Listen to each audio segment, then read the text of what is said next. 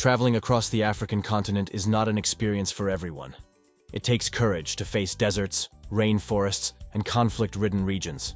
And I haven't even mentioned the beasts, such as lions, crocodiles, and hippos. You think it's strange that this last animal is on the list of beasts? Don't be fooled. These placid animals, which seem super cool and which some might even find cute, are the most dangerous and the ones that cause the most fatalities on the continent. So, don't go near them. But those who have the courage to face all these dangers will be rewarded with unique experiences. Only a continent like Africa can offer the chance to visit both an ancient country like Egypt and its rich culture, as well as the world's newest country, South Sudan. What's more, there are few places in the world that allow you to experience modernity and ancient traditions so close together. Want an example? In Chad, there is a nomadic tribe that has very different customs to ours. You know that thing about changing cars every year? Well, in this tribe, the women do something similar. Only in their case, it's not really the car they change. Are you curious? Then stay with us, because today we are going to take you on a surprising journey through Chad, which, although unknown, is the 5th largest African country and the 20th largest in the world. So get ready and hit the subscribe button because the journey is about to begin. As it's a relatively large country, finding Chad on the map isn't that complicated. You just have to look at the top of the map of the African continent to find it. As you can see from the map, Chad is far from the sea, but nature has made up for it with a large lake, which incidentally is the lake that gives the country its name. Perhaps someone thought it was the old chicken and egg story, like, is the lake called Chad because it's in Chad, or is Chad named after the lake? Unlike the philosophical question of the chicken or the egg, this answer is easier. The lake was already called Chad, and the country ended up borrowing the name. This was once one of the largest lakes in the world, but over the last few decades it has been shrinking at a worrying rate. But Chad, now the country, not the lake, has much more to show. Being in a transitional region of the African continent, Chad has 3 very different regions in its territory. In the northern part of the country, the imposing Sahara Desert dominates the region, with its immense dunes that transform the landscape into a veritable sea of sand. Now, if we go to the south of the country, we have a completely different region, totally dominated by the African savanna. Because of the way the different regions are distributed, I would even say that you could compare the country to a cake, with a savanna base, desert icing, and Sahel filling. I'd still prefer a chocolate one, because that mixture doesn't sound very good to me. Culinary preferences aside, the Sahel is a region that cuts across practically the entire African continent. As it makes the transition between the desert and the savanna, it ends up having some of the characteristics of each. At least Chad's territory is well divided, and you can get a good idea of where each is, because when it comes to population, it's quite the opposite. The country has more than 200 different ethnic groups, and although Arabic and French are the 2 official languages, more than 100 languages are spoken. I don't know about you, but I think it must be a huge mess. Can you imagine getting lost and needing information? Not a chance. Because of this mixture, Chad is considered the world's Tower of Babel, a reference to the story told in the Bible. Among so many tribes, there must be so many traditions that we could spend all day here just talking about them. But we at Bello Mundo have chosen the one we think is the most curious to show you today. The Wodabe people live in some of the region's countries, such as Cameroon and Nigeria. But it is in Chad where most of the tribe's members live, and where they celebrate their main festival, the Garawal. This great festival lasts 7 days and nights, and is celebrated in September, when the rainy season ends in the region. The Wodabe's main economic activity is raising cattle and donkeys, and they do it the old-fashioned way, moving their herds to where there is pasture, which is why they are nomads. This activity means that the members of the tribe live most of the year scattered throughout different regions and with almost no contact between them. That's why the Garawal festival is so special, because it's the moment when they all meet again. And since they're all together, why not take advantage of the occasion to form new couples and have some fun? The Garawal is much more than a get-together party. It's the moment when members of the tribe take the opportunity to perform one of the most interesting rituals of their culture. At this party, unlike in much of the world, it's the men who dance so that the women can choose their partners.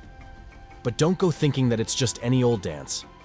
They prepare for hours for the event, and in order to win over the women of the tribe, they do a real beauty marathon. Before the big night of the festival, they spend 6 hours in a ritual worthy of a beauty day, complete with sophisticated makeup and hairstyles. For the makeup, they use whatever resources they have, such as chalk, stones, and even animal bones. Earth dust is also used, and from this they make the red color that covers many faces during the festival. Despite using these abundant resources where they live, they believe that some products have magical powers, such as an orange powder that can only be found on a particular mountain in the country. To get this powder, some members of the tribe travel more than 1,400 kilometers on foot. But anyone who has the slightest idea of makeup, which I'll tell you right away is not my case, knows that just having good products is no use. Skill counts for a lot. And the Wodabe are masters at this. It's very common to see white stripes made with chalk on half of the face, and this serves to show the symmetry of the face, one of the fundamental factors of beauty for the Wodabe. The black painted mouth isn't just a matter of preference either. One of the tribe's most admired features is their very white teeth and eye sockets. For this reason, some members of the tribe even use chemicals obtained from batteries to turn their lips blacker and thus emphasize the whiteness of their teeth. In the dances, as well as showing excellent physical fitness to dance for several hours, the men make movements with their mouths and eyes to emphasize this part of their bodies. Okay, but what about the women? What is their role in all this? Get ready, because now comes the most interesting part. Before the ritual begins, the leaders of the tribe choose the 3 most beautiful women in the tribe, and they are the judges of the men's dance, and must choose the man they consider most suitable for a relationship. But it doesn't end there. Any woman taking part in the ceremony can choose one of the men to have a relationship with during the festival or for life. And what is most curious, at least when we look at it from the point of view of our traditions, is that even married women can choose a new partner at this festival. That's right. If a married woman takes an interest in one of the men dancing, she can reach out and touch the man's shoulder, and, if it's reciprocated, the two of them can spend the night together, a few days, or even form a new family. I can already imagine a scene of several friends talking, and one of them saying that she can't wait for the next festival to arrive so that she can change husbands, because hers is already giving her too much headaches. And you, what do you imagine? Let us know in the comments. But leaving the Wodabe and their incredible traditions aside, let's continue our tour of Chad and its curiosities. The country's capital and largest city is N'Djamena, which has more than 1 million inhabitants. The city, of course, is a mirror of the ethnic diversity that exists in the country, and through its streets it is possible to come into contact with the various ethnicities and cultures that are spread throughout the country. As well as being the seat of political and judicial power, N'Djamena is also the center of commerce, where you can find typical products from all over Chad. The capital is also home to some of the country's most important and striking buildings, such as the Presidential Palace, the Arch of Independence, the Cathedral of Our Lady of Peace, and the National Museum, which houses a skull of the Sahelanthropus, an ancestor of ours who lived in the region some 7 million years ago. And if you're thinking of going to Chad, I advise you to first finish watching this video and be very careful.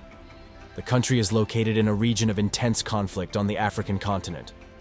In addition to the problems that exist in neighboring countries such as Libya, Niger, and Sudan, Chad has its own problems and internal tensions. The country was controlled for more than 30 years by Idris Deby Itno, and after his death, his son came to power, which sparked outrage from many groups and a series of attacks and reprisal actions. At the moment, the climate in the country is one of total insecurity, and any trip there needs to be done with great care. Political instability only worsens the economic situation in the country, which despite having gold, uranium, and oil reserves is one of the poorest in the world. But you can rest assured that here at Bello Mundo the trip is totally safe, and after you like this video, we'll get to know a bit about the local fauna. because you can't talk about Africa without talking about animals and nature. The country's main wildlife refuge is Zakuma Park, which is located in the southwest of the country, close to the border with the Central African Republic and Sudan. Until a few decades ago, the place was home to more than 4,000 elephants, but due to illegal hunting activities for ivory, the number has drastically reduced to around 450. Nowadays, the park is receiving more attention from local authorities and international NGOs, which is helping to preserve the species that live there. Even though it's not the main destination for animal watching on the continent, in Zakuma Park you can see some of Africa's iconic species, such as lions, giraffes, buffaloes, African leopards, as well as elephants, of course.